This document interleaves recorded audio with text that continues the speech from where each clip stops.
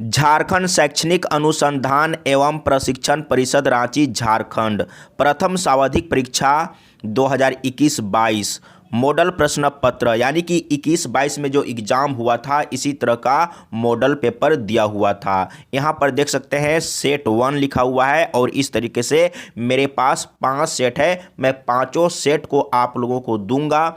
चलिए अब समझते हैं प्रश्न को। प्रश्न किस तरीके से दिया हुआ है, किस तरीके से पूछा हुआ है। यहाँ पर देखिए सबसे पहले कक्षा 10 10वीं क्लास के लिए है, विषय विज्ञान और समय 1.5 घंटा यानी कि 1 घंटा 30 मिनट और पूर्णांक यानी कि 40 नंबर। तो ऑब्जेक्टिव प्रश्न जो रहेगा वो 40 नंबर का रहेगा और यहाँ पर आगे हम लोग डिटेल में पढ़ते चलेंगे। यहाँ पर देखिए सभी प्रश्नों के उत्तर अनिवार्य है, सभी प्रश्न का आंसर देना है। कुल प्रश्न 40 रहेंगे यानी कि ऑब्जेक्टिव में 40 प्रश्न रहेगा। प्रत्येक प्रश्न के लिए 1 अंक निर्धारित रहेगा। प्रत्येक प्रश्न के 4 विकल्प दिए रहेंगे यानी कि 4 ऑप्शन दिया हुआ रहेगा। सही विकल्प का चयन कीजिए, सही विकल्प का चयन करना है। गलत उत्तर के लिए कोई अंक नहीं काटे जाएंगे यानी कि आप अगर गलत कर दिया तो कोई अंक नहीं काटा जाएगा। अब चलते हैं प्रश्न की ओर। देखिए जिस तरीके से मैं आप लोगों को पढ़ाया हूं उसी तरीके से यहाँ पर पूछा गया है। पहला नंबर में दाढ़ी बनाने में किस प्रकार के दर्पण का प्रयोग किया जाता है, उपयोग किया जाता है। तो मैं आप लोगों को बता चुका हूं दाढ़ी बनाने के लिए अवतल दर्पण, सी ऑप्शन सही है। देखिए कितना आसान है।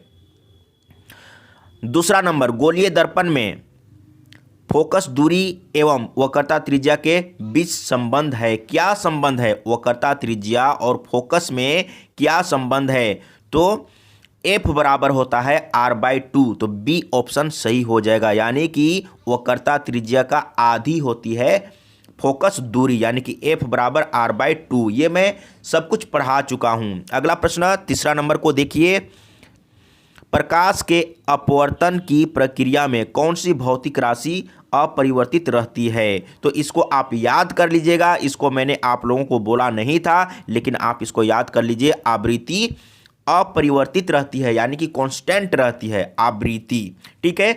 4 नंबर में चलिए 4 नंबर में क्या पूछा है यहाँ पर देख सकते हैं। 4 नंबर में अवतल दर्पण से परावर्तन के बाद किरण किस बिंदु से होकर गुजरती है? तो जब परावर्तन होता है तो फोकस से होकर गुजरता है ना, तो फोकस यहाँ पर बी ऑप्शन सही हो जाएगा। राइट है ना। तो इस तरीके से आपको पढ़ना है, समझना है। अगला प्रश्न 5 नंबर में यहाँ पर देखिए क्या पूछा है। किसी दर्पण से वस्तु को कहीं भी रखने से वस्तु के बराबर आकार का सीधा प्रतिबिंब बनता है। यानी कि कहीं पर भी रखेंगे तो सीधा ही प्रतिबिंब बनेगा और वस्तु के बराबर बनेगा। तब कौन सा दर्पण होगा? तो समतल दर्पण होगा। हमेशा के लिए आप याद कर लीजिए। तो सी ऑप्शन सही है, समतल दर्पण।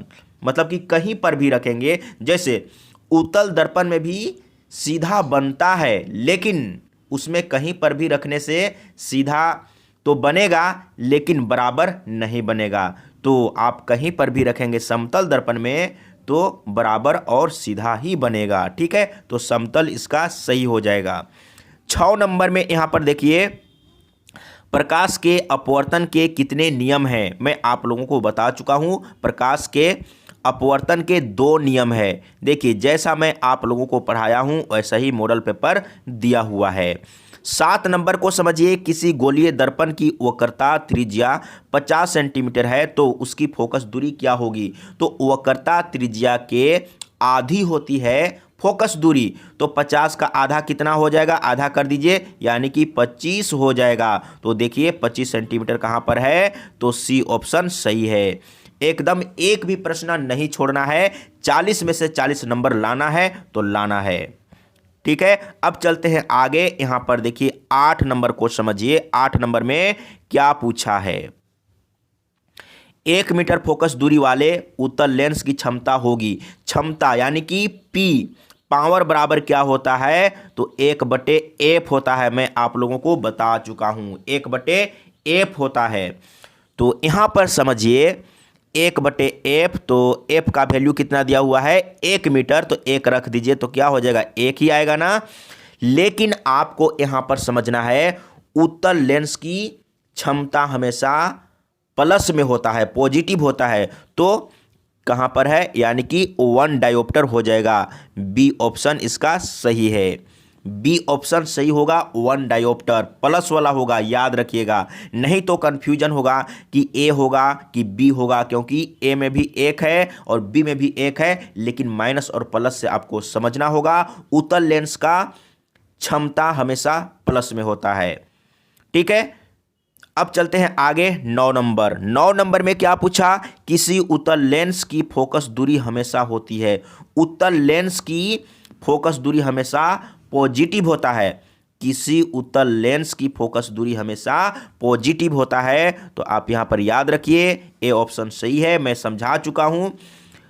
10 नंबर में प्रकाश का वेग न्यूनतम होता है। प्रकाश का वेग न्यूनतम होता है किस में, निर्वात में, जल में, वायु में, तो इसका सही जवाब होगा कांच में न्यूनतम होता है, याद रखिएगा।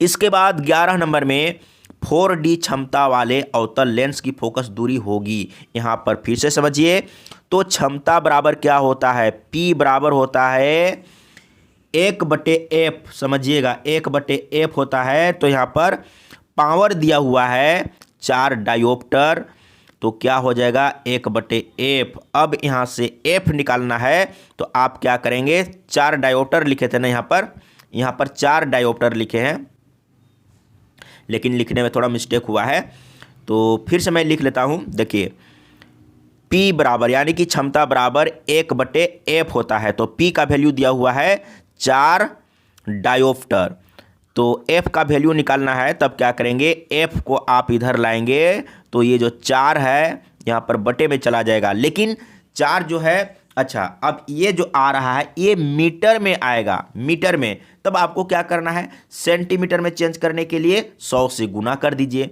तो 1/4 को अगर 100 से गुना करेंगे तो 25 चौके 100, यानी कि 25 सेंटीमीटर इसका राइट आंसर आ गया है। तो देखिए 25 सेंटीमीटर कहाँ पर है, 11 नंबर को बना रहे थे ना, तो 25 सेंटीमीटर बी ऑप्शन सही है।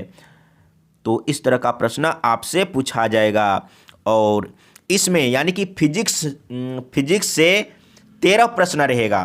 ठीक है, तो 13 तक मैं यहाँ पर आप लोगों को दिखाऊंगा आगे जब मैं पढ़ाऊंगा केमिस्ट्री, उसके बाद सभी को मैं बताऊंगा। ठीक है, अब 12 नंबर को समझना है, किसी उत्तल लेंस का फोकसांतर यानी कि फोकस दूरी 50 सेंटीमीटर है तो उसकी क्षमता होगी। देखिए इस तरह का प्रश्न मैं आप लोगों को बहुत मैंने सॉल्व करके बताया था, इसी तरह का प्रश्न पूछा जाएगा। देखिए तो उत्तल लेंस का फोकस दूरी 50 सेंटीमीटर है तो उसकी क्षमता क्या होगी। अब यहाँ पर क्षमता निकालना है ना, तो क्षमता बराबर क्या होता है, क्षमता बराबर होता है 1/f। तो क्या करेंगे 1/f, तो f के जगह में आपको रखना है, लेकिन क्या करना है आपको मीटर में बदल के, तो मीटर में बदलने के लिए आपको 100 से डिवाइड करना होगा। तो 50 से कम 50, 50 दूना 100, 1/2 हो जाएगा। यहाँ पर क्या रखेंगे 1/2, तो ये 2 ऊपर चला जाएगा, यानी कि 2 आ रहा है, 2 आ रहा है, इसका मतलब 2 डायोप्टर। लेकिन याद रखिएगा कौन सा लेंस है, तो लेंस है उत्तल, तो होगा प्लस में, क्योंकि उत्तल लेंस का क्षमता जो होता है वो प्लस में होता है। तब यहां पर आपको ध्यान देना है कौन सा हो जाएगा, तो इसका सही आंसर हो जाएगा डी ऑप्शन।